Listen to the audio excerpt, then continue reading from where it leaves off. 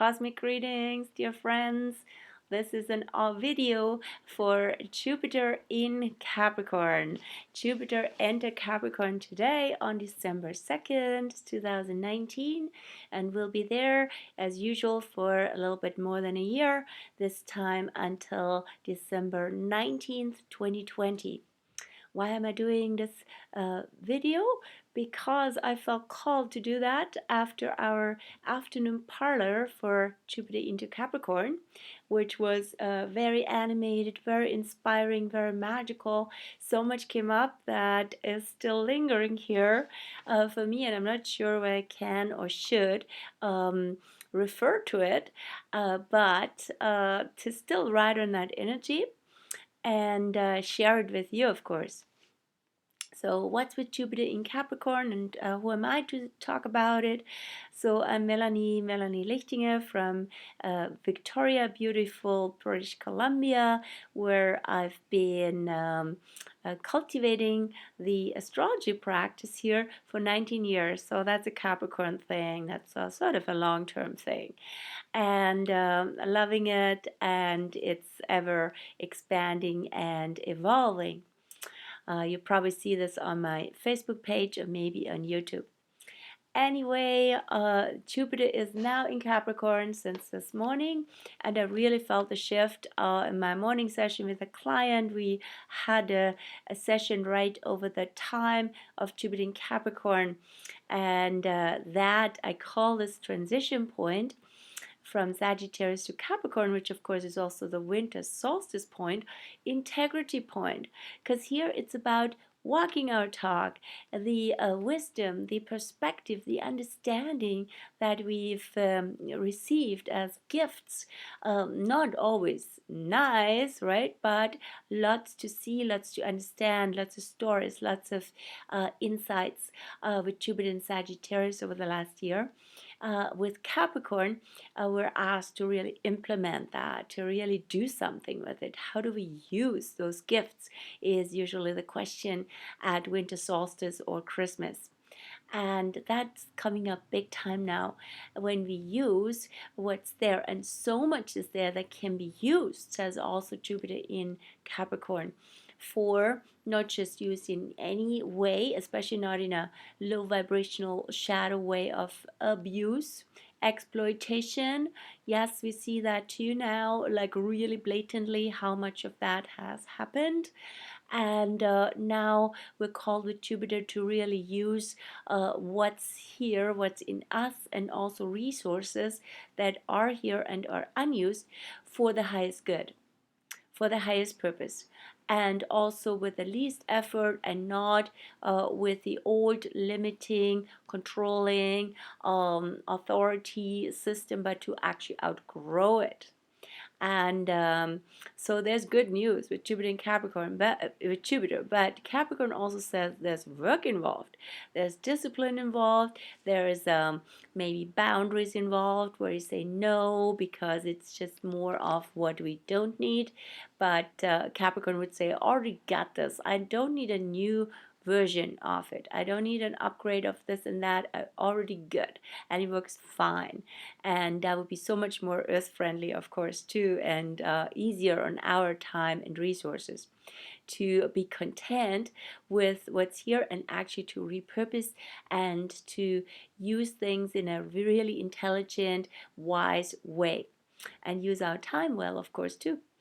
And what has been really heavy, depressing, hard lessons with Saturn in Capricorn for the last pretty much exactly 2 years is now from the Jupiter, as Jupiter enters that playing field and that terrain of the Capricorn mountain. It things are expanding. It's Jupiter's like seeing the lay of the land from above, and showing us also where we have gone, we have done things the hard way often, which is often a conditioned way, maybe to prove something, maybe to be acknowledged, and for whatever reasons, things could have gotten too hard and too difficult, and not in the most wise and natural way.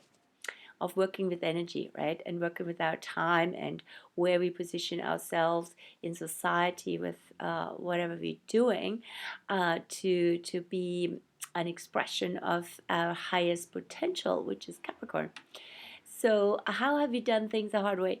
That's what Saturn in Capricorn would have shown us, and also the South Node in Capricorn tells us it's time to release that. And Jupiter is showing things to actually say, hey, more is possible. And this is also a great time for inventory, symbolically, literally speaking. Also, what is it that I have at my disposal? My gifts, but also all my stuff, and some of that might need to be, released to create more space. And some of what your potential is that's sitting symbolically on the shelf wants to be out and actually really serve and actually do some good. So that's a part of Jupiter in Capricorn. And also maybe we had a lady this afternoon who said, oh, I'm in this workplace, corporate workplace, where I feel more like a cog in the wheel. I don't really have freedom there. As I'm working, I'm not really fully myself. I'm operating, right? I have to be so present with how the customers need me. And yet in the course of this parlor, she found she reconnected to this tool she has in herself to really go into a very beautiful expanded place. Be basically a meditator while you're working. So the card, the Hermit, came up for her, which she knows really well. And she has picked that one often, so I want to get her attention. And so to Virgo related, which is also strong in her chart, so to reconnect with that tool that gives you also a sense of a real felt experience of expansion, even if it's a contracted and controlled environment. And that would make a big difference of how she would experience that context of that in the world that she's in the work world, in the corporate work world, which is where Capricorn, of course, right? So questions are like, can we expand that system, that those structures from within and outgrow them? Or do we need to find space and opening by leaving and by cultivating alternatives? Also, do we need to go with all these tools that are available now by the health system, which came up through another participant, just because it's there, because we can do this major operation on your body? Do we have to do it? And what would you choose? What would nature do? And maybe not to do it would require more time, more patience, more self monitoring and self discipline, of course, right? But lots of self care. And so choices are being made these days. And with Capricorn, always likes things the most simple and effective. So this is a criterion also for Capricorn. Capricorn rules time also. So to have time on our side and to take also a historic perspective. That's Jupiter in Capricorn too. So to look at maybe simply 12 years ago, 2007, 7, 8, when Jupiter was in Capricorn last time. And have you stepped up the game? Have you expanded? What have you integrated into your into the way how you can show up at your best and with your best qualities? Have you made those available? Have you really, so basically worked with those things that are sitting there, these resources? And where this is would be a full circle since then, and where you're at now with it. Is it still fun? Is it expansive? What's the new growth that is calling you now? Or also maybe it has become too much work and maybe you want to be more free to, for example, also work with time and energy by taking some more time off. So time is a really important resource. Maybe you have dedicated too much of your precious lifetime to something that is a bit imbalanced, or too much of whatever it is, right? So to mm, age well, Capricorn, Jupiter in Capricorn, aging well and rejuvenating, regenerating, Jupiter in Capricorn being slow, also wintry energy, working well with the light, with the daylight, and with other resources. So that would be all very symbolic for the next year, being conservative, conserving energy, not wasting it. And that's, of course, what we hear a lot from activists. Really important for time's up, says Pluto and Saturn in Capricorn. Hopefully, not in a fearful and totally disempowering way, but in a really important reality check way. Old structures are coming down. They're not sustainable. They don't sustain themselves anymore, and they don't sustain the nature and planet Earth. So these systems have to change. And in the meantime, they get really intense and extreme because they're holding on for dear life with teeth and claws to the status quo.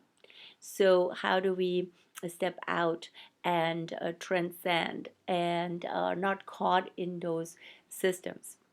So, a lot of that is coming up with Jupiter in Capricorn together with Saturn, Pluto in Capricorn next year. So, it will be such a Capricorn year.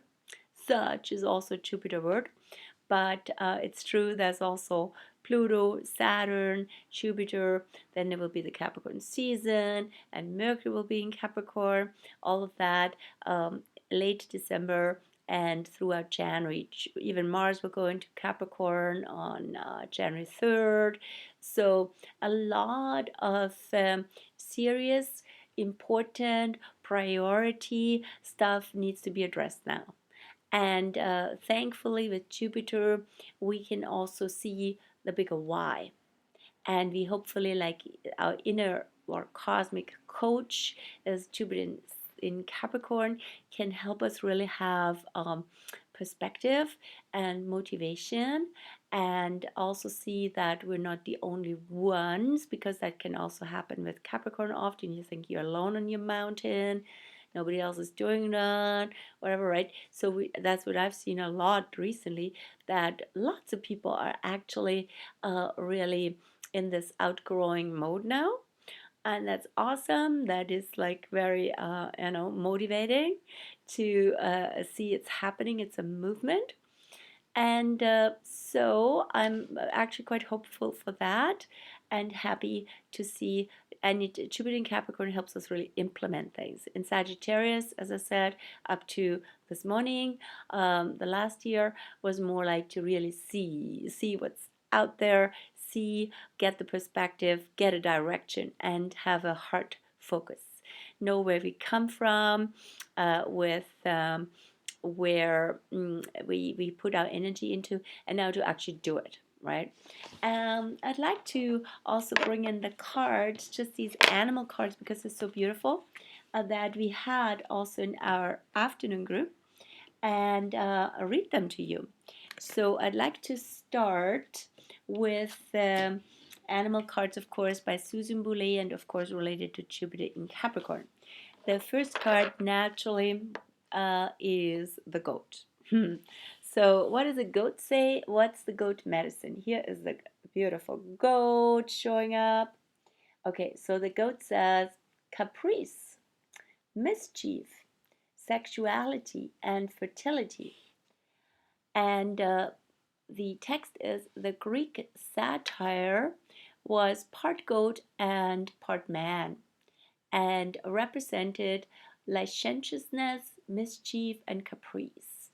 The goat was also the symbol of Pan, the woodland god of the flocks, fertility, and nature. Back to Capricorn.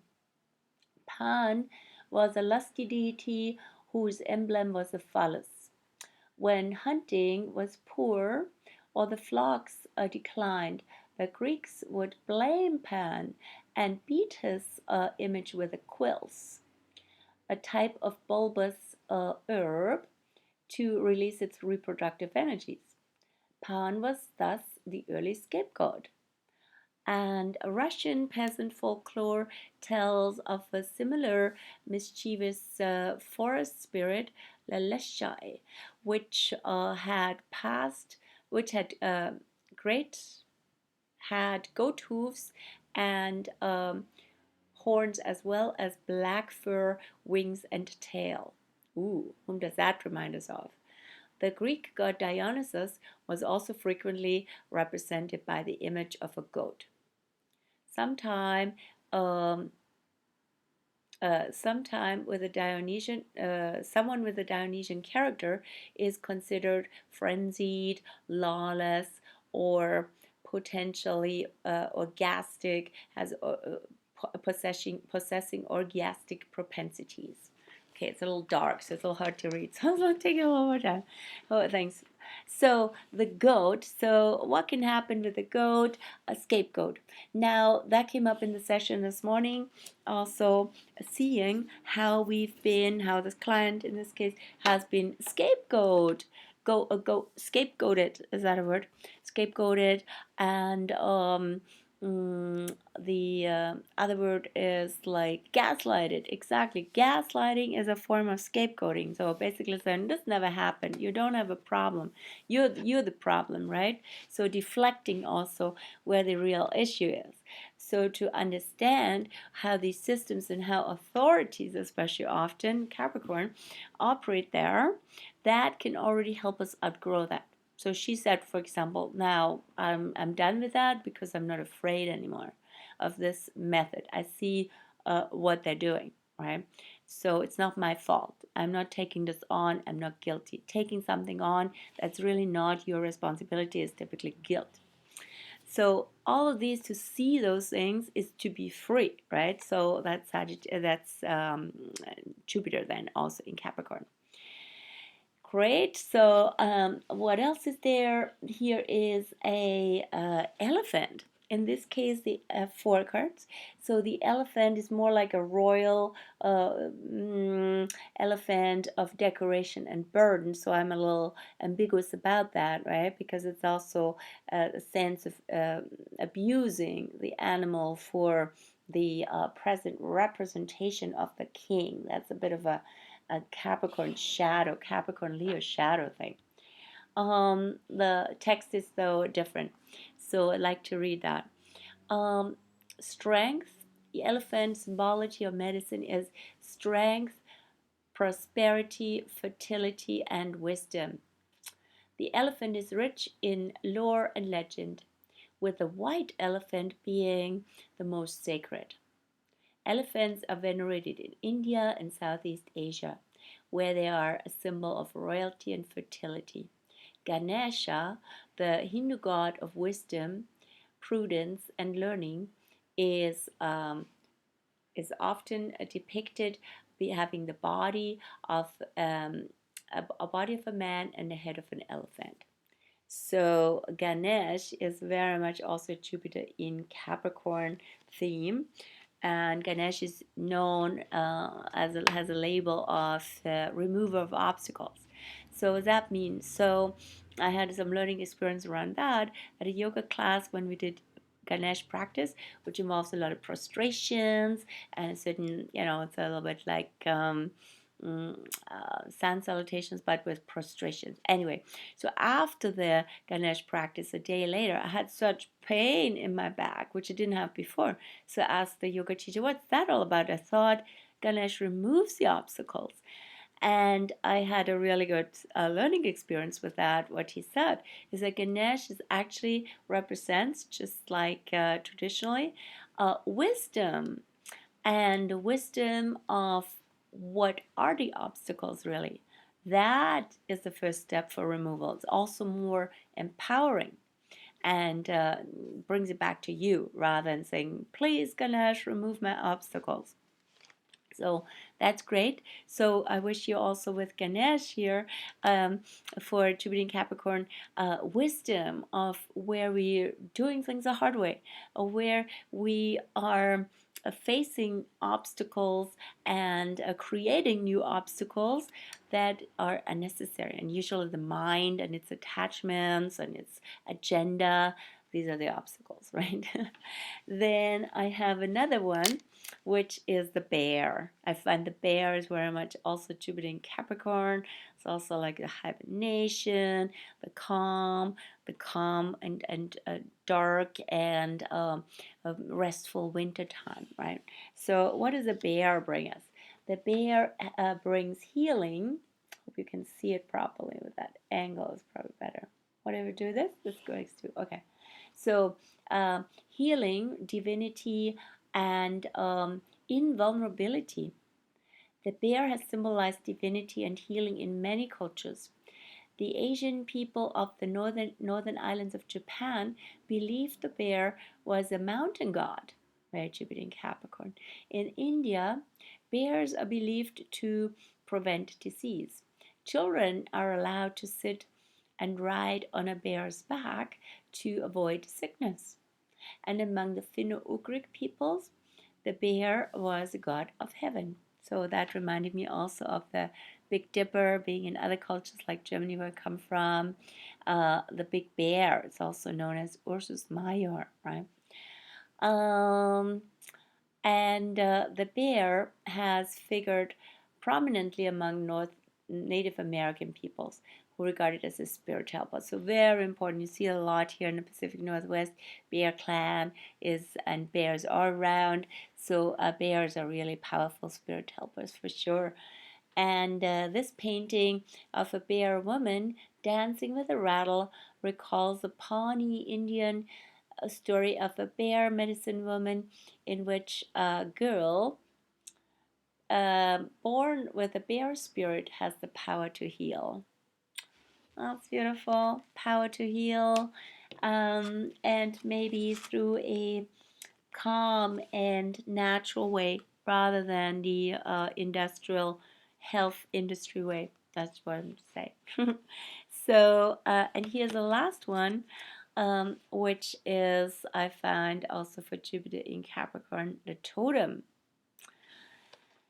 So here's a totem. All right. So totem symbolizes guardianship. Although the word totem derives from the Algonquin word totem, meaning my kin. The concept of animal totems is universal in Native American culture and other cultures around the globe. Animals are the guardians or tutelary spirits, and each person and group has an animal totem. Individuals inherit totems at birth, acquire them through marriage or by membership to a clan, and learn of their watchful presence while in a trance. Native American dancers invoke the powers of the totem by imitating the animal in posture, um, movement, and dress. Totems were also represented in elaborately carved totem poles, which functioned as grave markers or the emblem of a family or a clan. Yes, so it's the totem with the eagle, and it looks a little bit from a different culture. You could say a little bit like a guardian angel, even, right? So, helpers, guardians, spirit helpers, and ancient mentors and helpers is very Jupiter in Capricorn. So, yeah, so invoking also the wisdom, the guardianship of the powerful animal or otherwise nature spirits that help us and have over time, over experience really helped us is very Jupiter in Capricorn. And also, of course, the spirit of the ancestors with Capricorn. So I'd like to leave it with that, and send blessings of gratitude and happy anticipation for Jupiter in Capricorn. Maybe really work with its gifts and energy for the highest good. Bye bye.